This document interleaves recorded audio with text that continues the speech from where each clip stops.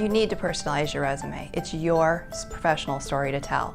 It's not anybody else's. It's an organic document that is specifically for you.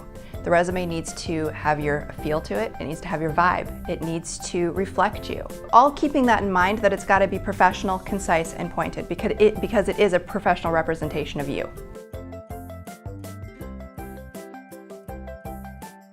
When you're writing your resume, you want to make sure that you're using words that are in your professional everyday dictionary.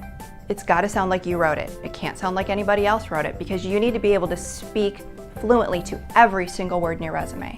If you can do that, you're automatically going to have a great conversation. The stories are going to flow and more organic conversation will follow. Resumes no longer need to be boring. They can definitely have your vibe and your feel to them. You want to make sure that you're not using bright, bold colors like reds and bright yellows and bright greens that are going to detract from what you're actually trying to say in the written word, but stick with more neutral shades like browns and blues and grays, and let the words actually do the speaking for you rather than the actual color of the resume. One of the things that I tell people is to have somebody else take a peek at it.